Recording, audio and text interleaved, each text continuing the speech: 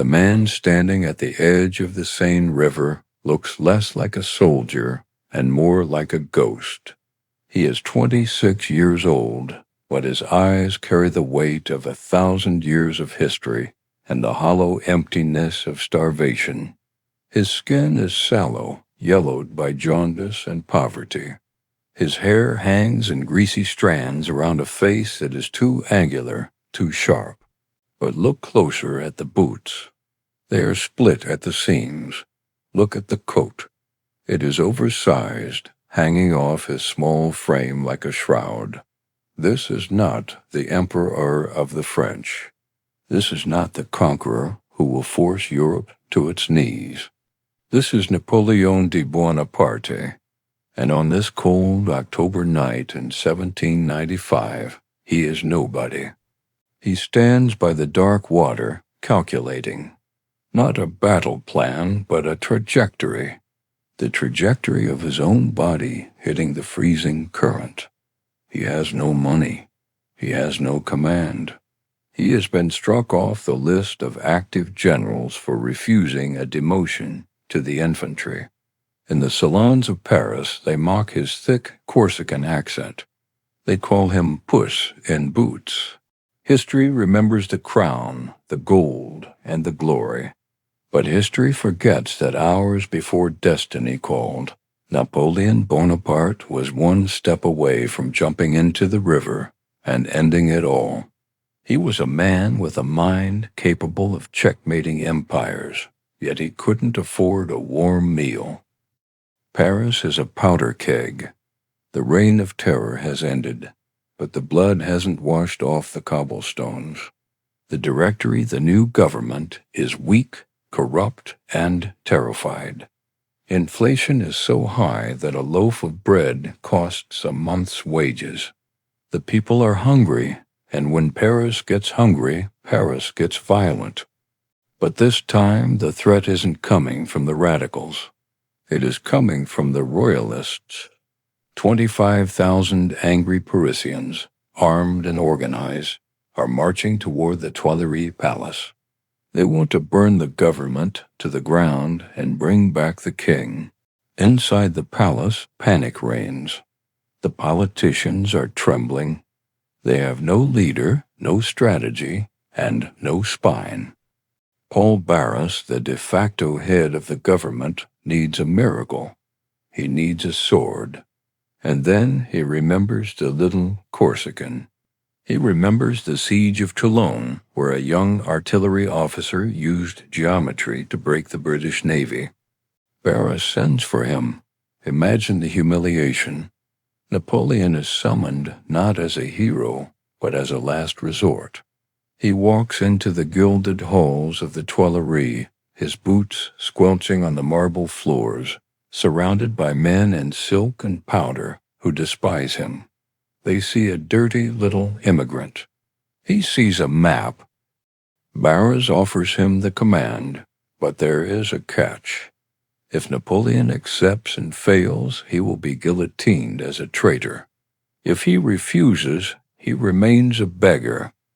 It is 1 a.m. on the 13th of Vendémiaire. The mob is coming at dawn. Napoleon looks at Barras with those freezing gray eyes and accepts. He has 3 minutes to save the Republic or die trying. The transformation is instantaneous. The depression vanishes.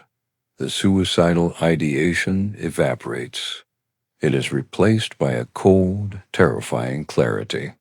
The little corporal takes the stage. He realizes immediately that he is outnumbered 5-1. The Royalists have 30,000 men. Napoleon has barely 5,000. If this comes down to muskets and bayonets, he is dead. The government is dead. He needs the god of war. He needs cannon. But the cannons are not at the palace. They are at the Sablé camp, miles away. If the Royalists get them first, the game is over. Napoleon turns to a massive cavalry officer, Joachim Murat. He gives a simple order. Ride, get the guns. Cut down anyone who stands in your way, but bring me the guns. The clock is ticking. While Paris sleeps, a race for artillery is happening in the dark. This is the moment the world shifts. If Moore's horse had stumbled, if he had been 5 minutes late, the Napoleonic era would have been strangled in the crib. At dawn, the thunder of hooves echoes against the palace walls. Murat returns. He has 40 cannons. Napoleon doesn't smile. He doesn't cheer. He begins to place them. October 5th, 1795. The afternoon sun is pale. The Royalist mob fills the streets like a floodwater of anger. They are confident. They see the thin line of soldiers defending the palace, and they laugh. They charge toward the Church of St. Roch, a dense wave of humanity. Napoleon watches them come. He is not positioned like a typical general in the rear. He is right there, next to the gunners. He has loaded the cannons not with solid cannonballs, which would punch a single hole through the line. He has loaded them with canister shot grapeshot, hundreds of musket balls packed into a tin can. When fired, it acts like a giant shotgun. It turns a cannon into a meat grinder. The mob is 50 yards away, 40 yards. Their muskets are raised. Most men would hesitate. To fire cannons upon your own citizens in the streets of your own capital is a sin that cannot be washed away. It is political suicide. It is moral bankruptcy. Napoleon does not blink. He possesses a trait that separates the great from the good, the absolute absence of hesitation when power is at stake. He gives the order, fire. The street explodes. The grapeshot tears through the crowd, shredding flesh, bone, and stone. The front rows of the Royalist mob simply cease to exist. The air turns pink with mist. The screams are drowned out by the second volley, and the third. Napoleon is relentless. He is a conductor of an orchestra of destruction. He directs the fire into the narrow alleys, trapping the rebels, breaking their spirit instantly. It is not a battle. It is a massacre. Within hours, the steps of the Church of St. Roch are slick with blood. The Royalist uprising is shattered. The Republic is saved. The smoke clears. The little man in the oversized coat walks among the carnage. He looks at the dead with the same detached curiosity he had for the river the night before.